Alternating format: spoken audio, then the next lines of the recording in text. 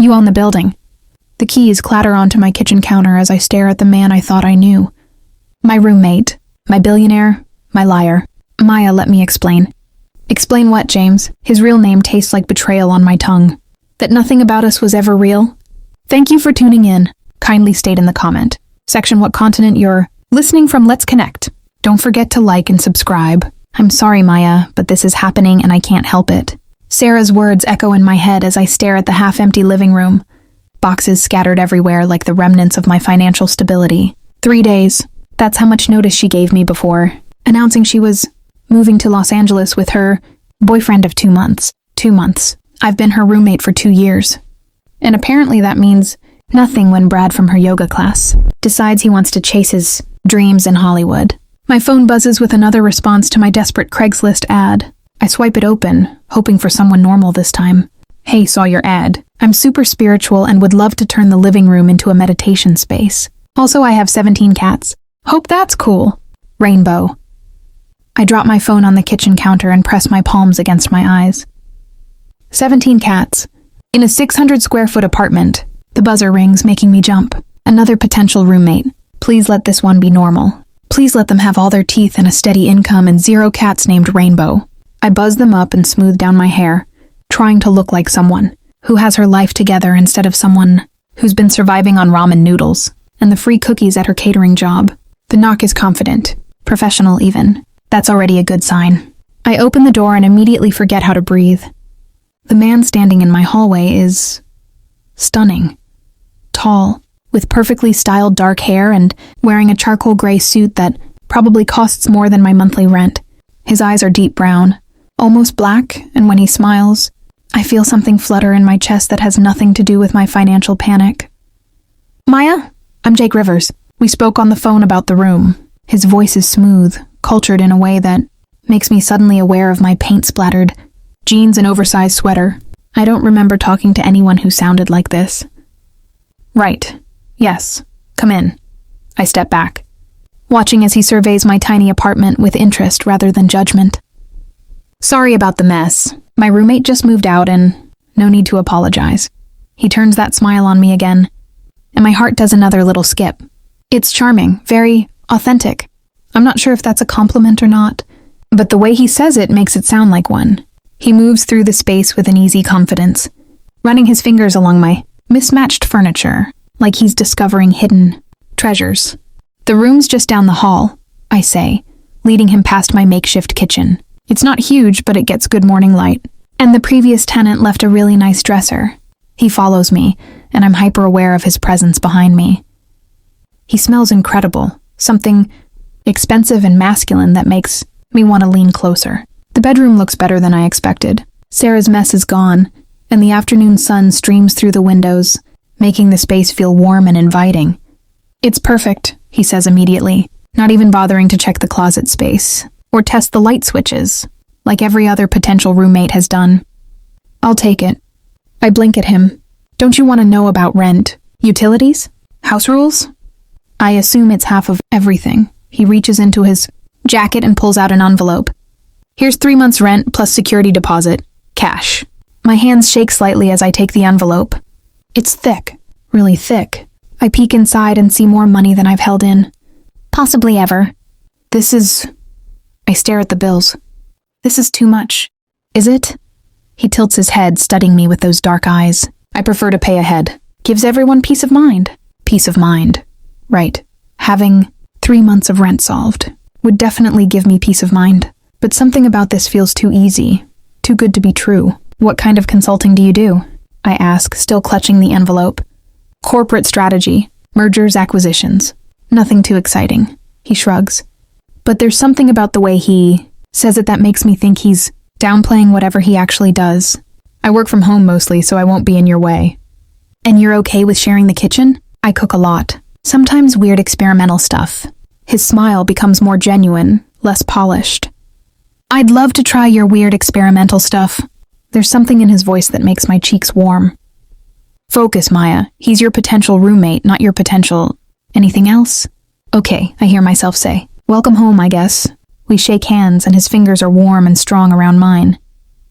He holds on just a moment longer than necessary, and I feel that flutter in my chest turn into something more dangerous. "Should we celebrate?" he asks. "I could grab some takeout. Chinese? There's a place around the corner that looks promising." I should say no. I should maintain boundaries with my new roommate. I should definitely not be thinking about how his eyes crinkle when he smiles or how perfectly his suit fits his broad shoulders. "Chinese sounds perfect," I say instead. An hour later, we're sitting on my second-hand couch, sharing containers of lo mein and sweet and sour chicken. Jake has loosened his tie and rolled up his sleeves, making him look less intimidatingly perfect and more accessible. "So what's your story?" I ask, twirling noodles around my chopsticks. "Why did you need to find a place so quickly?" He pauses, a piece of chicken halfway to his mouth. "Just time for a change. Hotels get old after a while." Hotels. Most people would say they're moving from another apartment, not hotels. But before I can ask about it, he's turning the conversation back to me. "What about you?" "Besides the experimental cooking, I run a small catering business. Maya's Kitchen. I feel the familiar mix of pride and anxiety that comes with talking about my business. It's not much yet, but I'm hoping to open my own restaurant someday." "What kind of restaurant?" The question should be simple, but the way he asks it, like he genuinely wants to know, like my answer matters, makes me pause. "Fusion cuisine, taking traditional Indian flavors from my grandmother's recipes and mixing them with French techniques I learned in culinary school." I realize I'm rambling and force myself to stop. "Sorry, I get carried away talking about food." "Don't apologize." His voice is soft, intent. Passion is beautiful. Our eyes meet across the coffee table, and suddenly the air between us feels charged. He's looking at me like I'm the most interesting thing in the room, and I have to remind myself to breathe. My phone rings, breaking the moment. It's probably another potential roommate responding to my ad, but when I glance at the screen, I see it's my friend Priya. "I should take this," I say, stepping into the kitchen. "Maya, please tell me you found someone normal to split the rent," Priya says without preamble. I glance back at Jake, who's politely pretending not to listen while he examines one of my cookbooks. "Actually, yeah. His name is Jake, and he seems really nice." "Nice enough to pay rent on time?" "He paid 3 months up front, in cash." There's a pause. Okay, that's either really good or really sketchy. There's no in-between. I watch Jake turn a page in my cookbook, his long fingers careful with the worn binding. "I think it's really good," I say softly. After I hang up, Jake helps me clean up the takeout containers. We move around each other in the tiny kitchen with surprising ease, like we've done this dance before.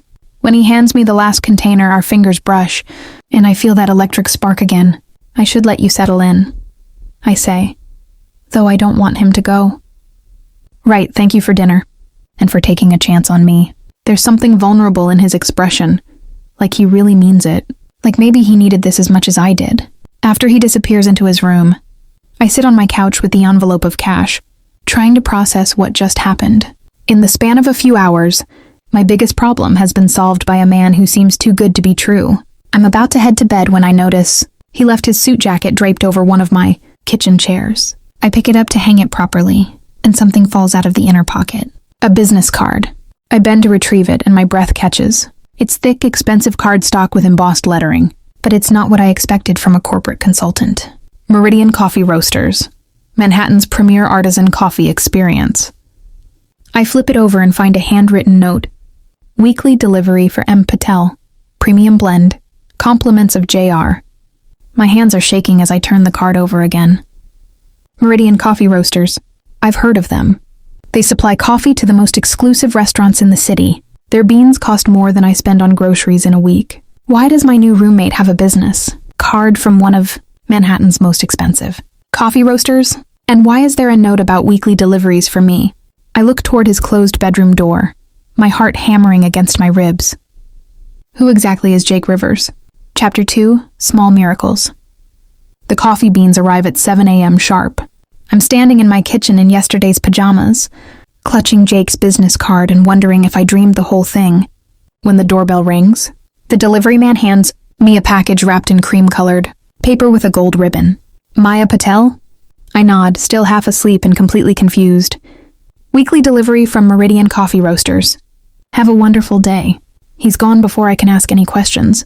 leaving me holding what might be the most expensive package I've ever received. The card tucked under the ribbon confirms my suspicions. Premium blend. Compliments of JR. Good morning. I spin around to find Jake standing in the kitchen doorway, already dressed in another perfectly tailored suit. His hair is damp from the shower, and he smells like that expensive cologne that made my knees weak yesterday. I hold up the package. This is from you. It's not a question. He has the grace to look slightly embarrassed. I noticed you had instant coffee. He moves to the coffee maker, which I suddenly realize is not the same ancient machine that was there yesterday. This one is sleek and silver and looks like it belongs in a high-end cafe. I thought we could upgrade our morning routine. Jake, my voice comes out strangled. This coffee costs $200 a pound. He pauses in measuring grounds into the new machine. Does it? The casual way he says it makes my stomach flip. Like $200 is nothing to him. Like he buys artisan coffee for random roommates all the time. Most people know what their coffee costs, I say carefully. I'm not most people. He turns to face me, and there's something vulnerable in his expression.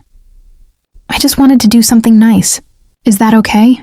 The coffee maker starts brewing, filling my tiny kitchen with the most incredible aroma I've ever smelled. Rich and complex and probably worth more than my monthly grocery budget.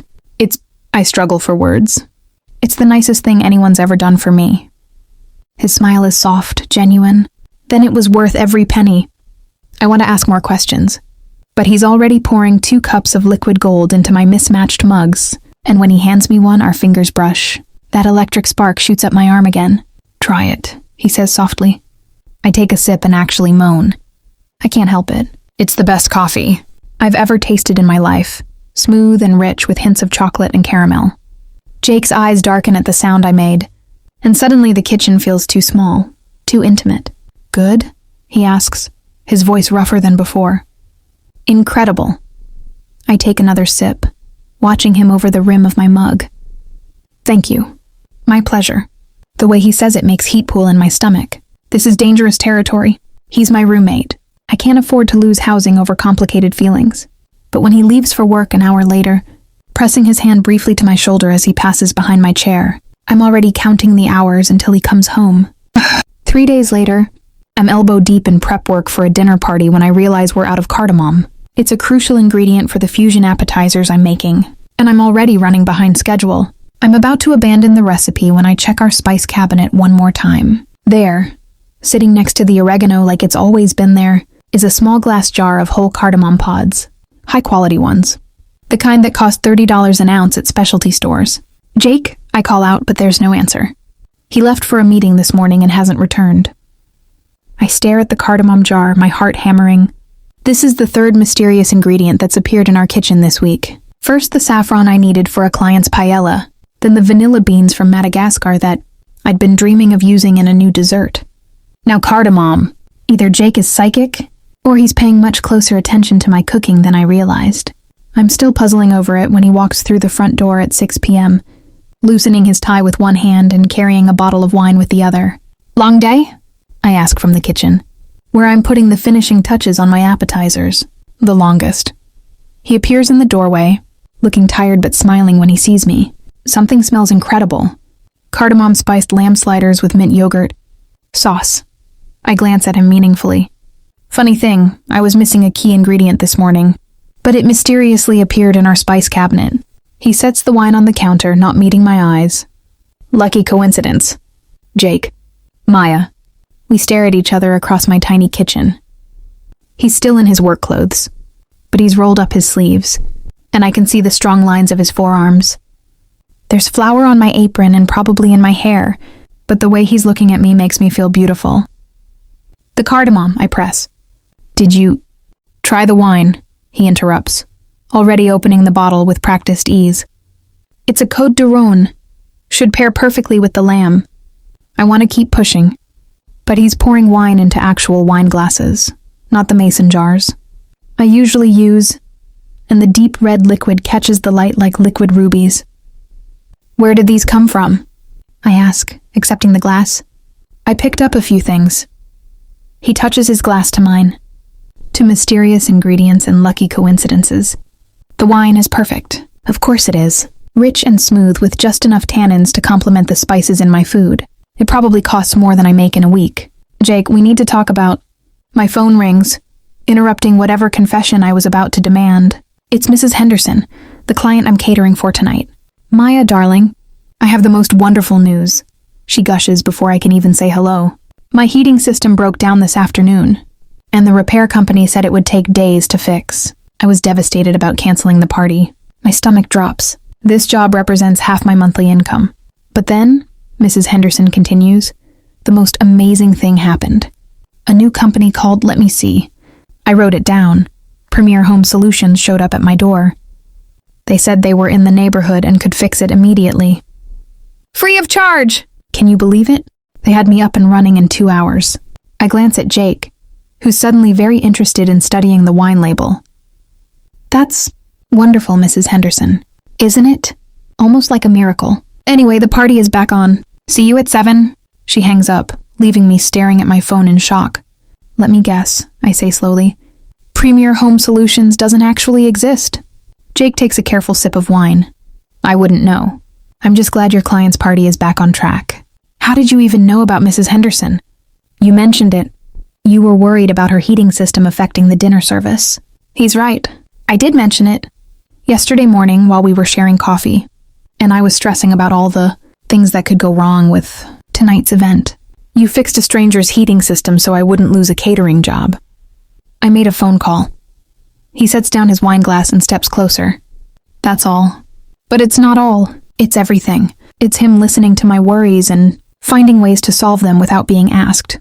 It's him caring about my business, my dreams, my ridiculous stress about things going wrong. Why? The word comes out as barely a whisper. He reaches up and tucks a strand of hair behind my ear, his fingers lingering against my cheek. Because your dreams matter to me. The kitchen falls silent except for the soft jazz playing from my ancient radio. Jake's hand is still cupping my face, and I lean into his touch without thinking. Maya, he says softly. Yeah? I need to tell you something. My heart stutters. This is it. Whatever he's been hiding, whatever mystery surrounds the expensive coffee and perfect wine and miraculous solutions to my problems, he's going to tell me. What is it? He opens his mouth, then closes it again. I can see him wrestling with something, and I hold my breath, waiting. His phone buzzes, then buzzes again, and again. I'm sorry, he says, stepping back and reaching for it. I need to take this. Jake, wait. But he's already answering, his voice shifting into something more formal, more businesslike. River's here. He pauses, listening. No, that's not acceptable. The New York properties need to show profit by Q4, or we're looking at major restructuring. New York properties, plural. I freeze, a piece of lamb slider halfway to my mouth. I don't care what the board thinks, Jake continues, pacing to the living room. The restaurant division is my priority. If we need to close underperforming locations to focus on the profitable ones, then that's what we do. Restaurant division. My wine glass slips from my suddenly numb fingers, but I catch it before it hits the floor. Jake Rivers, my roommate who pays 3 months, rent in cash and buys $200 coffee like it's nothing, is talking about restaurant properties, restaurant divisions, corporate restructuring. He's not a consultant. He's something much, much bigger. I set down my glass with shaking hands and strain to hear more of his conversation, but he's moved too far away. All I can make out are fragments. Board meeting tomorrow. And an acquisition talks. And keep the shareholders happy. When he returns to the kitchen 10 minutes later, I'm standing exactly where he left me, probably looking like I've seen a ghost. Sorry about that. He slides his phone back into his pocket. Work emergency? What kind of consulting do you do again? I ask carefully. For just a moment, his confident mask slips. I see something that looks almost like panic cross his face. Corporate strategy, he says. Like I mentioned. Right. I nod slowly. Corporate strategy. But corporate strategists don't usually talk about owning restaurant divisions. They don't have the power to close locations or worry about keeping shareholders happy. Corporate strategists definitely don't have business cards from exclusive coffee roasters with notes about weekly deliveries. I should go, I say, grabbing my catering supplies. Mrs. Henderson's expecting me. Maya, wait. He catches my arm as I pass him, and that spark shoots through me again despite everything. Are you okay? You seem... I'm fine. I force a smile. Just nervous about tonight? You know how I get. He studies my face for a long moment, like he's trying to read my thoughts. Good luck tonight, he says finally. Your food is going to be incredible. Thanks. I make it all the way to the door before I turn back. Jake? Yeah? That wine. What did it cost? He's quiet for so long I think he won't answer. Then, does it matter? Everything matters. We stare at each other across my tiny apartment, and I see the exact moment he realizes. I'm starting to figure out that nothing about him is what it seems. Maya, I have to go. I flee before he can say anything else, but I can feel his eyes on me until the elevator doors close. As I stand in the descending elevator, clutching my catering supplies and trying to process what I just heard, one thought keeps circling through my mind. My roommate Jake Rivers isn't just rich. He's powerful enough to own restaurants, make corporate decisions, and keep shareholders happy, which means he's been lying to me from the moment we met. The question is about what else? You got the scholarship. I stare at the letter in my hands, reading the words for the 5th time. The Culinary Institute's Advanced Fusion Workshop. 3 days in Napa Valley with world-renowned chefs. Full tuition covered plus accommodation. Maya? Jake's voice cuts through my shock. He's standing in the kitchen doorway, coffee mug in hand, looking unfairly handsome in his morning state of casual perfection. Everything okay? I hold up the letter with trembling fingers. I got into the workshop. His face breaks into the most genuine smile I've seen from him. That's incredible. Congratulations. I didn't even apply for a scholarship. The words tumble out as I scan the letter again. It says I was selected based on my portfolio and financial need. But Jake, I never submitted a portfolio. Something flickers across his expression, too quick for me to read. Maybe your client recommended you? Mrs. Henderson was raving about your food the other night. Mrs. Henderson, whose heating got mysteriously fixed by a company that probably doesn't exist. I look down at the scholarship letterhead. Rivers Foundation. Rivers. My blood turns to ice water. Jake. My voice comes out strangled. What's your last name again? He goes completely still, coffee mug frozen halfway to his lips. Rivers, he says carefully. Why? I flip the letter around so he can see it. This scholarship is from the Rivers Foundation. The color drains from his face. For a moment, we just stare at each other across my tiny kitchen, and I can practically see him calculating his options. Maya, is it yours? The question explodes out of me. Are you behind this? He sets down his coffee mug with deliberate care. Yes. The simple admission hits me like a physical blow. I sink onto one of my kitchen stools, the letter crumpling in my grip. So none of this is real. My voice sounds hollow. The coffee, the wine, the heating repair, now this. You're just, what? Playing some kind of game? No.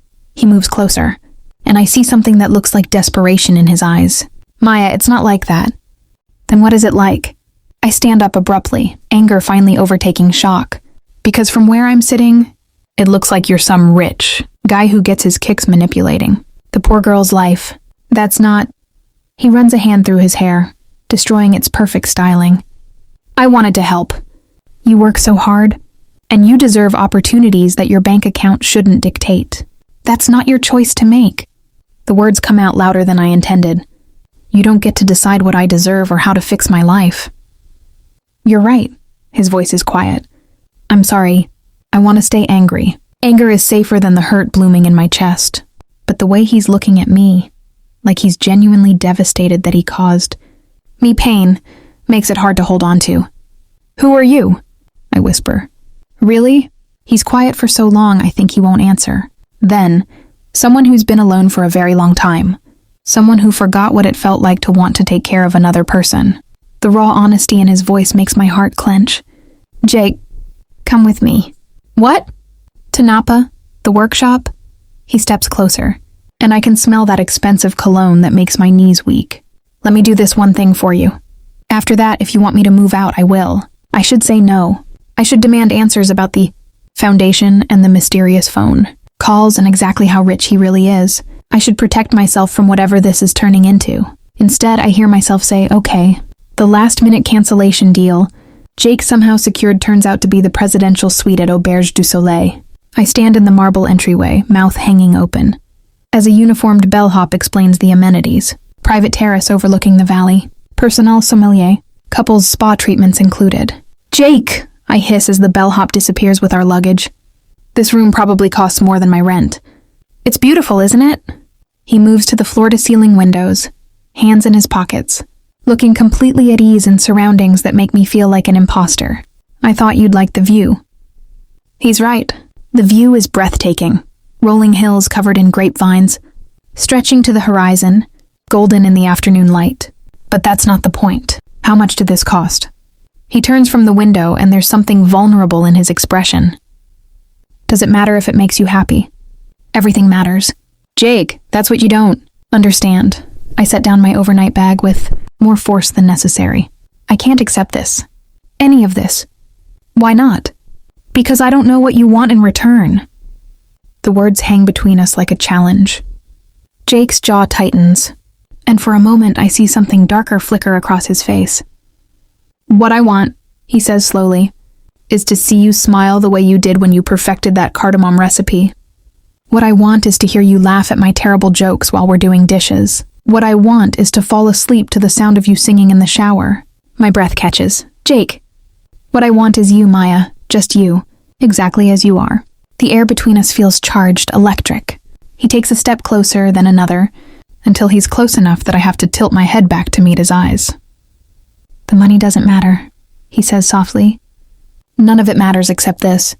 What is this? Instead of answering, he cups my face in his hands. His thumbs stroke across my cheekbones, and I melt into his touch, despite every logical thought. In my head screaming at me to step away. I don't know, he admits.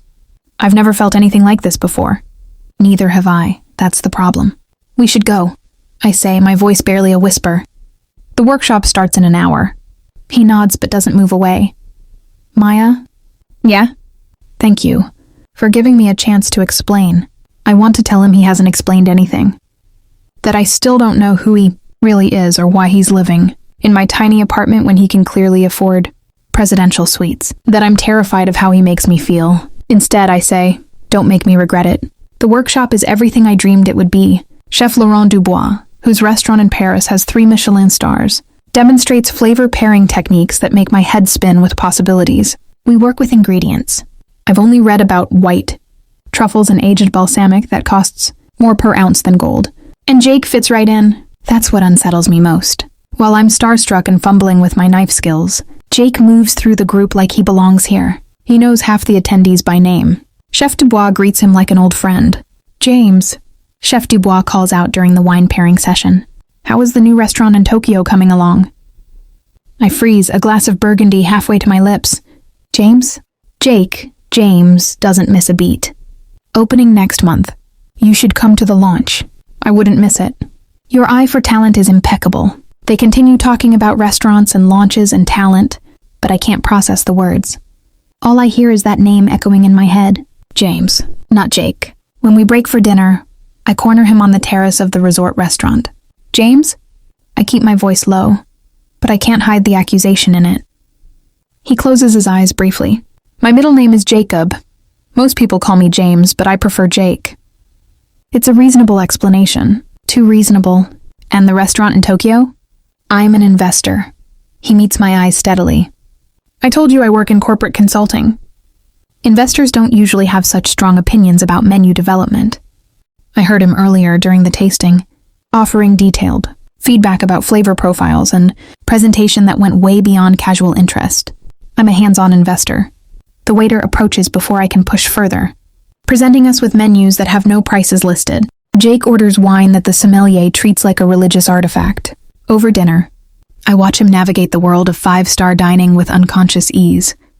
He knows which fork to use without looking. He tastes wine like someone who's done it 1,000 times. He tips with cash that he pulls from a money clip that probably costs more than my car. Tell me about your family, I say as we share a dessert that looks like edible art. James, goes still. Not much to tell. Everyone has family stories. My parents died when I was young. I was raised by my grandfather.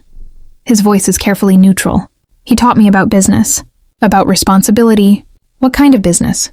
Hospitality. There's something final in the way he says it, like a door slamming shut. But I push anyway. Hotels, restaurants? Both. That must be how you know Chef Dubois, Among others. I set down my spoon, frustrated by his non-answers. Jake, I'm trying to understand... Maya. He reaches across the table and covers my hand with his. Can we just have tonight? Without questions or explanations or complications. His thumb strokes across my knuckles, and that familiar heat spreads up my arm. What are you asking? I'm asking you to trust me. Just for tonight. I should say no. I should demand answers about James versus Jake and mysterious investors and how he knows world-famous chefs. I should protect my heart from whatever this is becoming. But when he looks at me like that, like I'm the only thing in the world that matters. Logical thoughts scatter like leaves in the wind. Okay, I whisper. He lifts my hand to his lips and presses a soft kiss to my palm. Thank you. After dinner, we walk through the resort gardens under a canopy of stars. The air smells like lavender and expensive wine, and Jake's jacket is draped around my shoulders because the evening has turned cool. It's beautiful here, I say, stopping beside a fountain illuminated by soft lights. You're beautiful here, he says softly. I turn to face him, and suddenly the space between us feels charged with possibility. He's looking at me like he's memorizing every detail of my face. Maya, he says, his voice rough with something that makes my pulse race. Yeah? I need you to know something. My heart hammers against my ribs. What? Whatever happens after this, whatever you find out about me or decide about us, what I feel for you is real. Before I can respond, he cups my face in his hands and kisses me. It's nothing like the gentle, tentative first kisses in movies. This is desperate and hungry and full of emotions that neither of us has put into words. I melt into him, my hands fisting in his shirt as he deepens the kiss. When we finally break apart, we're both breathing hard. Jake? I whisper against his lips. James, he corrects softly. My name is James. James, I repeat, and something about saying his real name makes this feel more honest, more real. He rests his forehead against mine. We should go back to the room. It's not really a question, but I nod anyway. Yeah, we should. But as we walk back through the gardens, his hand warm in mine, I can't shake the feeling that I'm still only seeing pieces of who he really is. And tomorrow, I'm going to find out what he's still hiding. We've just reached the elevator when his phone rings. He glances at the screen and curses softly. I'm sorry, I have to take this. It's almost midnight, I point out. I know, just give me 5 minutes. He steps away, but in the quiet resort lobby, his voice carries. This is Rivers. What's the emergency? Rivers. Not James Rivers, just Rivers. Like it's a title. No, absolutely not. The New York properties are non-negotiable. If the board wants to discuss restructuring, they can wait until I'm back from California. New York properties, again. I don't care what the profit margins look like on paper. Those restaurants are performing exactly as projected. The shareholders need to be patient. My blood turns cold. Restaurants, plural, shareholders, board meetings. James, whoever he is, isn't just an investor. He's talking like someone who owns multiple restaurants. Someone with enough power to make board members wait for his convenience. Someone who's been lying to me about a lot more than his first name. When he returns to the elevator, I'm pressed against the far wall, staring at him like I've never seen him before. Everything okay? He asks, but there's wariness in his eyes. Who are you? The question comes out as barely a whisper. Maya? Don't. I hold up a hand to stop him. Don't say you're a consultant or an investor or anything else. That's a half-truth. Who are you really? The elevator reaches our floor, but neither of us moves when the doors open. I'm someone who's falling for you, he says quietly. That's the only thing that matters. It's not enough. The words hang between us as we finally step into the hallway. At the door to our suite, James uses the key card with shaking hands. Maya, please, let me explain. Tomorrow, I say, my voice hollow. I need to think. He nods, but I can see the pain in his eyes. As I lie awake in the king-size bed an hour later, listening to James move restlessly in the sitting area where he insisted on sleeping, one thought circles through my mind. Tomorrow I'm going to demand the whole truth, even if it destroys whatever this is between us. The flight back to New York is torture. James sits beside me in first-class seats that he upgraded us to last minute. But the luxury feels like a lie now. Everything feels like a lie. The champagne tastes flat. The leather seats feel cold. And the man I thought I was falling for stares out the window like he's carrying the weight of the world. Maya, he says softly as Manhattan comes into view below us. We need to talk. I know, but when we land, I chicken out. I mumble something about being tired from the trip and disappear into my room the moment we get home. I hear him pacing the living room until nearly 3 a.m., but I don't emerge. I'm a coward. The next morning, he's gone before I wake up. There's coffee waiting, that ridiculously expensive coffee that started this whole mess, and a note propped against the machine. I have meetings all day, but we'll talk tonight. I promise. J. J for James, or Jake. I don't even know what to call him anymore. I spend the day catering a lunch meeting for a law firm downtown, grateful for the distraction. But even while I'm arranging salmon canapes and explaining dietary restrictions, my mind keeps circling back to the way James kissed me under the stars, the way he looked at me like I was precious. Was any of it real? My phone buzzes as I'm packing up my supplies. A text from an unknown number. Maya Patel? This is Catherine Morrison from Morrison & Associates. We'd like to discuss a catering contract for our corporate events. Very generous terms. Are you available to meet this week? I stare at the message. Morrison & Associates is one of Manhattan's most prestigious law firms. I've never worked for them, never even applied to work for them. How did they get my number? I text back that I'm interested, and within minutes I have a meeting scheduled for tomorrow morning. Another mysterious opportunity, another coincidence. I'm starting to hate coincidences. The Morrison & Associates building is everything I expected. Glass, and steel and intimidation rising 40 stories into the Manhattan sky. The receptionist, who looks like she stepped out of a fashion magazine, directs me to the 38th floor. Ms. Patel? A woman in an impeccable gray suit approaches. I'm Catherine Morrison. Thank you for coming.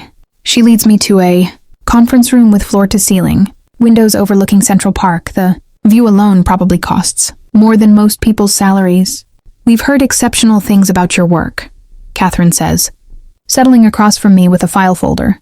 Your fusion cuisine approach is exactly what we're looking for. Thank you. May I ask who recommended me? Something flickers across her face. A mutual acquaintance, very highly placed in the hospitality industry. Hospitality industry. Where have I heard that phrase recently? I see. And what kind of events are you looking to cater? Executive retreats, client dinners, board meetings, high-end occasions requiring discretion and excellence. She slides a contract across the table. This would be an exclusive arrangement. Very lucrative. I scan the numbers and nearly choke. The retainer alone is more than I made all last year. This is very generous, I manage. We believe in compensating our partners appropriately. Catherine's smile doesn't quite reach her eyes, particularly those recommended by the Rivers Hospitality Group. The pen slips from my suddenly numb fingers. I'm sorry, what did you say? Rivers Hospitality Group. They're one of our biggest clients. James Rivers specifically mentioned your exceptional work. The conference room spins around me. I grip the edge of the table, trying to process what I'm hearing. James Rivers. Rivers Hospitality Group. Miss Patel?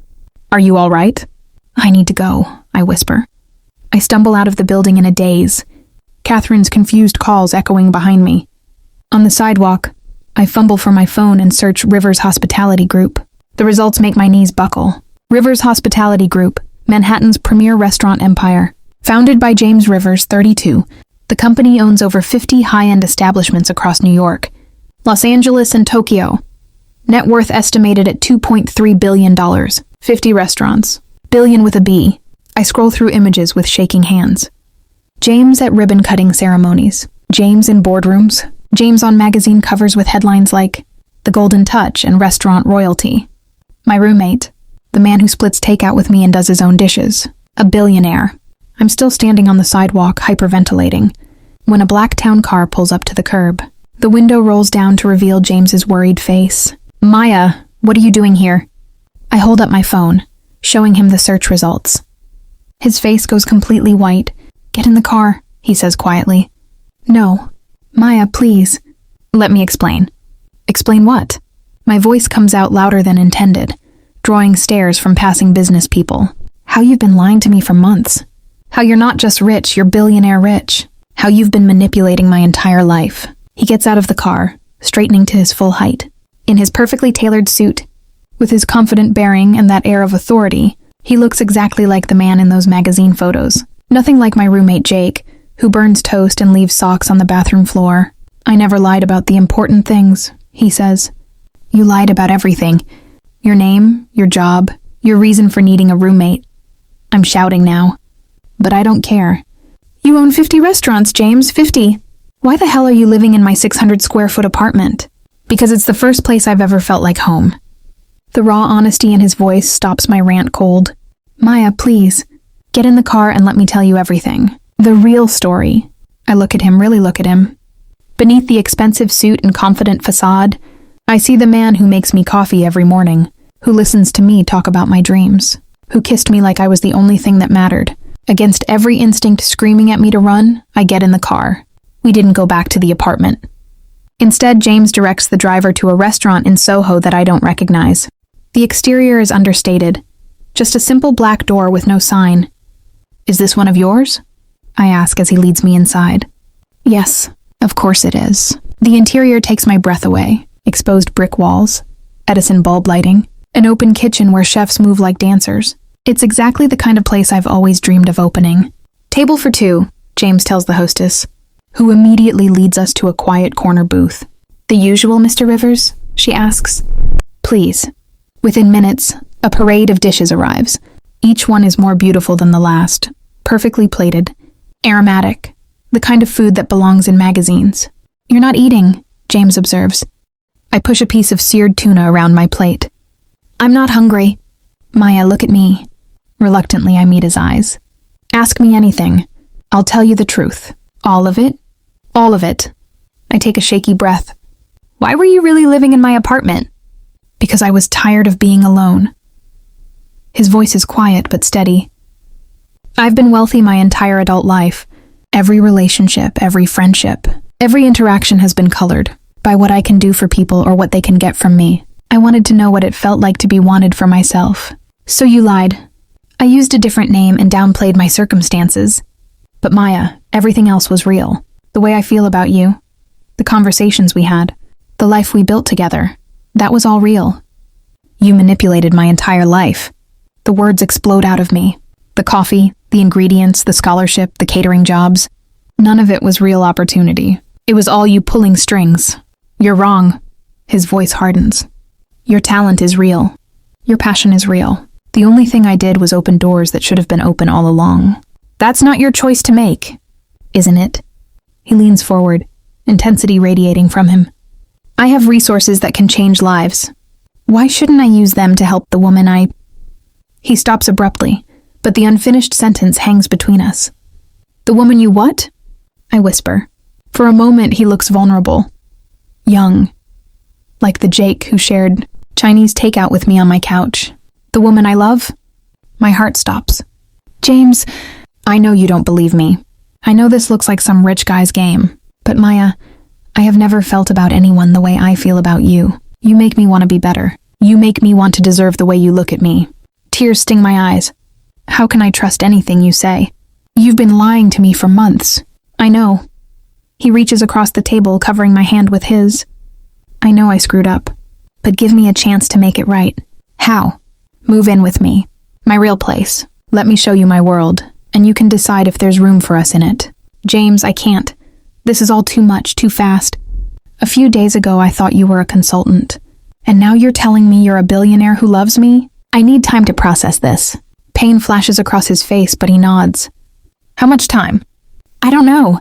We sit in silence, picking at food neither of us wants. Finally, James signals for the check. I'll drive you home, he says. I can take the subway. Maya, his voice is firm. I'll drive you home.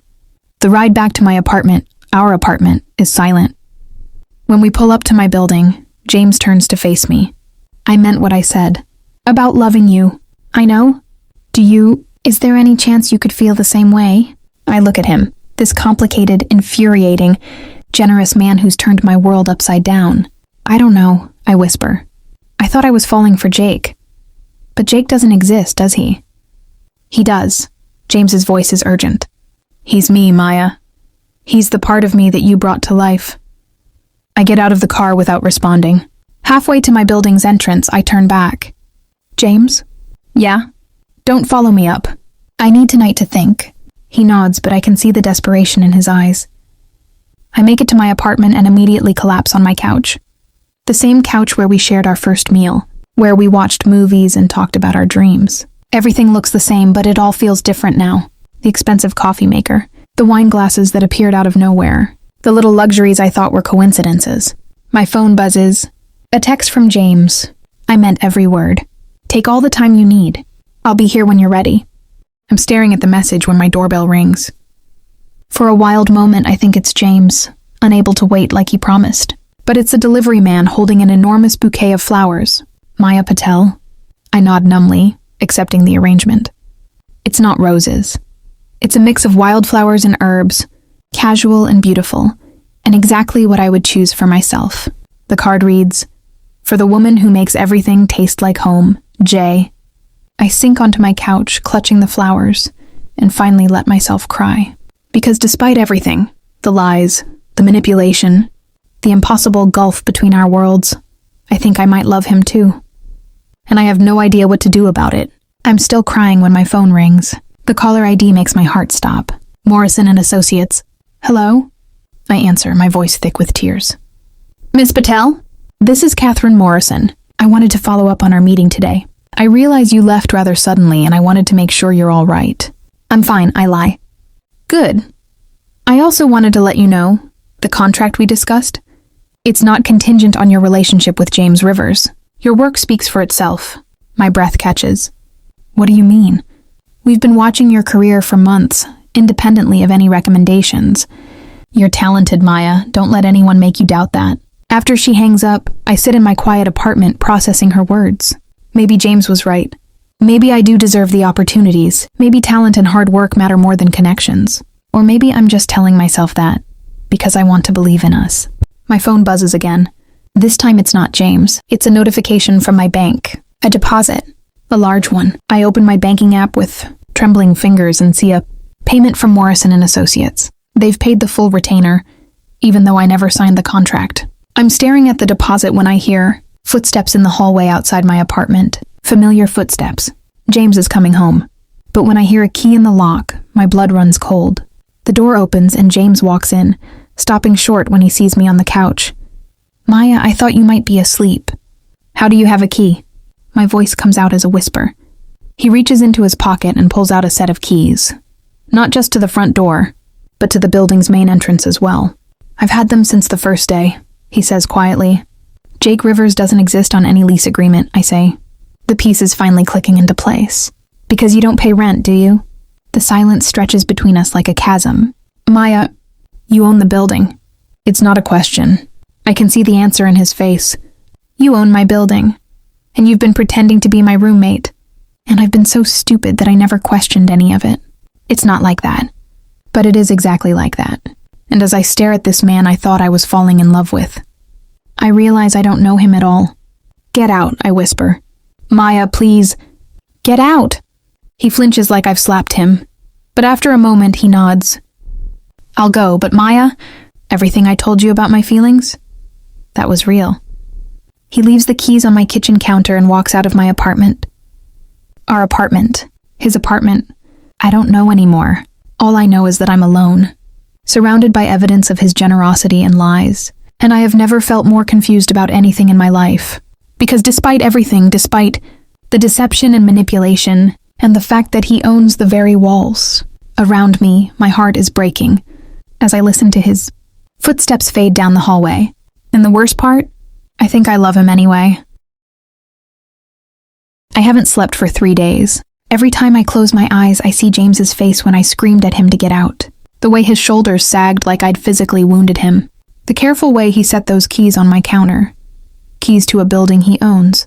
Keys that made our entire relationship a lie. By Thursday morning, I look like death. Priya takes one look at me when I show up for our coffee date and immediately orders me a double espresso. Okay, spill, she says, sliding into the booth across from me. You look like you haven't slept since the Napa trip. I tell her everything. The scholarship, the mysterious opportunities, the discovery that my roommate, Jake, is actually billionaire restaurant mogul James Rivers. The only thing I leave out is how my heart nearly stopped when he said he loved me. Holy shit, Priya breathes when I finish. Maya, do you realize what this means? That I've been an idiot? That you're living in a real-life fairy tale? She grabs my hands across the table. A billionaire fell in love with you and has been secretly taking care of you. This is every romance novel ever written. He lied to me, Priya, about everything. Did he lie about caring for you? I think about the way James looked at me when I was talking about my restaurant dreams. The gentle way he massaged my shoulders after long catering shifts. The desperate hunger in his kiss under the Napa Valley stars. No, I admit quietly. That felt real. Then what are you doing here with me instead of fighting for him? Because I don't know how to trust him again. How do I know what's real and what's manipulation? Priya leans back, studying me with those sharp eyes that see too much. Maya, honey, I've watched you date for 10 years. You've never talked about anyone the way you talk about him. Even now, when you're furious and hurt, your voice changes when you say his name. That doesn't make it right. No, but it makes it love. She reaches across the table and squeezes my hand. And love is messy and complicated and worth fighting for. I'm still processing Priya's words when I get home that afternoon. The apartment feels empty without James's presence. No jazz music drifting from his room. No expensive coffee brewing in the kitchen. No warm voice calling out greetings when I walk through the door. I miss him. God help me, I miss him desperately. I'm standing in my kitchen, staring at the ridiculously expensive coffee machine, when I smell something incredible wafting through the air. Something familiar and warm and cardamom. I follow the scent to my front door and find a series of takeout. Containers lined up in the hallway, each one labeled with a small card. The first reads, "For the woman who taught me that home isn't a place, it's a person." My hands shake as I open the container. Inside is my cardamom-spiced lamb, perfectly prepared, still warm, the same dish I made the night I started falling for him. The second container holds saffron rice with handwritten note, "For the woman who colors my world gold." The third, "For the woman whose smile is worth more than every restaurant I own." There are 7 containers total, each one a dish from our shared meals, each with a message that makes my eyes blur with tears. The last container is different. Instead of food, it holds a single key and a note. "For the woman who holds the key to my heart. If you're willing to give us another chance, meet me at the address below. James." The address is in Soho. I recognize it immediately. It's the restaurant where he took me, where he finally told me the truth. I should be angry. I should throw the containers away and pretend this never happened. Instead, I find myself changing into my favorite dress and heading downtown. The restaurant is closed when I arrive, but the front door is unlocked. I step inside to find the dining room lit only by candles, casting everything in a warm golden glow. James stands behind the bar, no longer in his perfect suits. He's wearing jeans and a simple white shirt, sleeves rolled up, looking more like Jake than James Rivers. Billionaire restaurateur. "You came," he says, and I hear the relief in his voice. "I came." We stare at each other across the empty restaurant. He looks as exhausted as I feel, with dark circles under his eyes and hair that looks like he's been running his hands through it. "Maya, I need to tell you something." "I'm listening." He moves around the bar, stopping a few feet away from me, close enough that I can smell that familiar cologne, but not close enough to touch. "I bought this restaurant 6 months ago," he says quietly, "but I never intended to keep it." My breath catches. "What do you mean?" "I bought it for you." The world tilts sideways. "James, let me finish, please." He runs a hand through his hair, destroying what's left of its styling. "That first night, when you told me about your dream restaurant, you described this place perfectly. The exposed brick, the open kitchen, the intimate atmosphere. You said you wanted to create a space where food could tell stories. I remember that conversation. We were sharing Chinese takeout, and I got carried away describing my impossible dream. I walked past this place the next day and realized it was exactly what you described. So I bought it. You bought an entire restaurant because of one conversation? I bought it because watching you talk about your dreams was the most beautiful thing I'd ever seen." His voice breaks slightly, because I wanted to be the person who made them come true. Tears spill down my cheeks. "James, you can't just buy people's dreams." "You're right. I can't." He reaches into his pocket and pulls out a thick manila envelope, "Which is why I'm giving it to you. No strings attached." With shaking hands, I open the envelope. Inside are property deeds, business licenses, and legal documents that I don't fully understand but recognize as important. "I don't understand. It's yours, Maya, all of it. The restaurant, the equipment, the prime Soho location. I'm signing everything over to you. I can't accept this." "Why not?" "Because it's too much. Because I haven't earned it." Haven't you? His voice is passionate now, desperate. Maya, you've been working toward this dream your entire adult life. You have the talent, the vision, the dedication. The only thing you've been missing is opportunity. Opportunity that you manufactured. So what? He steps closer, and I can see the intensity burning in his dark eyes. Does it matter how the door opened if you're the one with the courage to walk through it? I stare down at the documents in my hands, legal proof that my impossible dream could be real. Why are you doing this? Because I love you. The words come out raw, honest. Because watching you compromise your dreams to pay rent was killing me. Because you deserve every beautiful thing this world has to offer. James! My voice comes out as a whisper. I know I screwed up. I know I should have told you the truth from the beginning. But Maya, everything I felt for you, everything we shared, that was real. You're the only person who's ever seen me as just a man instead of a bank account. He's close enough now that I have to tilt my head back to meet his eyes. I was lonely, he continues. I had everything money could buy, but I didn't have anyone who cared whether I came home at night. And then there was you, singing off-key in the shower and getting excited about farmers market finds. And suddenly I understood what home actually meant. You lied to me. I know. You manipulated my entire life. I know. You own my building? I know. He cups my face in his hands, thumbs stroking away my tears. And I know you have every right to walk away. But Maya, please don't give up on us. Let me spend the rest of my life making it up to you. The rest of his life. I search his face, looking for any sign of deception, any hint that this is another game. All I see is love. Raw, desperate, completely honest love. What are you asking me? I'm asking you to take a leap of faith with me. Keep the restaurant. It's yours regardless of what you decide about us.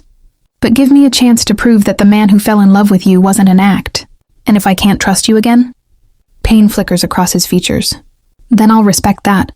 But Maya, I'm asking you to try. I stare up at this impossible man who's turned my world upside down. The billionaire who learned to make coffee just to share quiet mornings with me. The CEO who listened to my dreams and moved mountains to make them reality.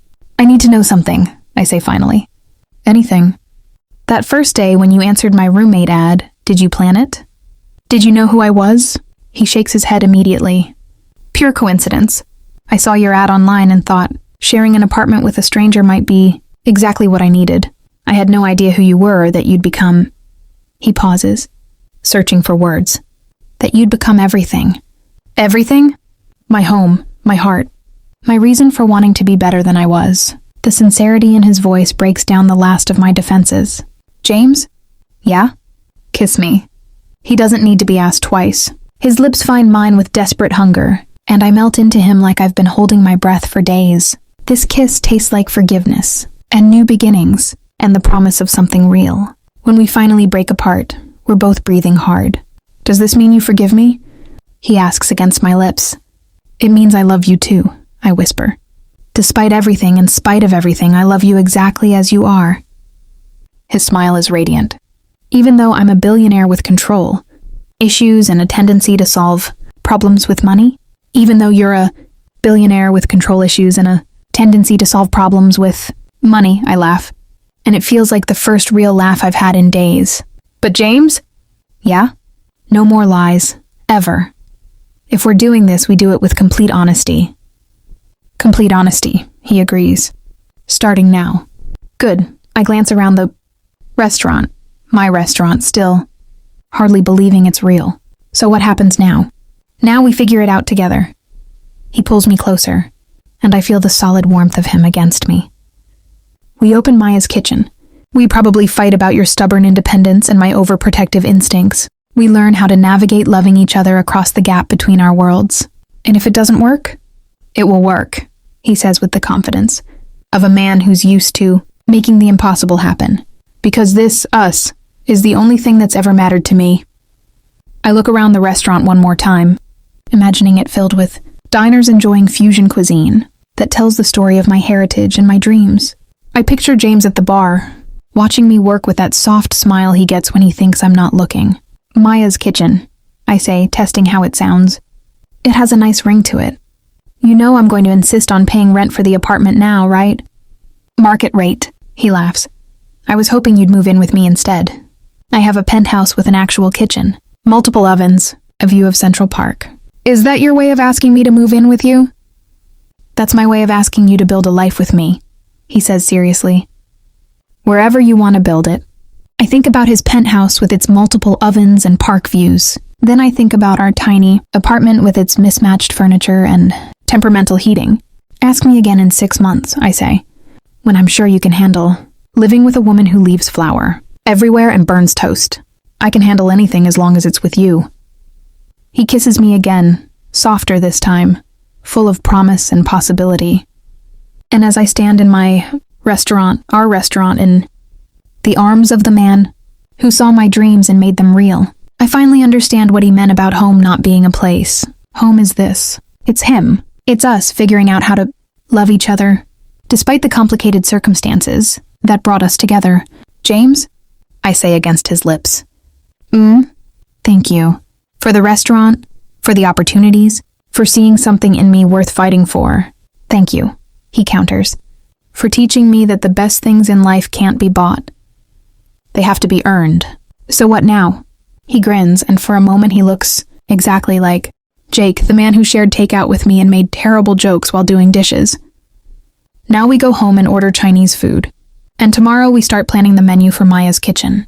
Together? Together. As we walk out of the restaurant hand in hand, I realize that sometimes the most beautiful love stories begin with the most impossible circumstances. And sometimes, if you're brave enough to take the leap, love finds a way to bridge any gap. Even the gap between a struggling chef and a billionaire who fell in love with. The sound of her singing in the shower. Some fairy tales, it turns out, are worth fighting for. Thank you for listening till the end. Don't forget to share, like, and subscribe.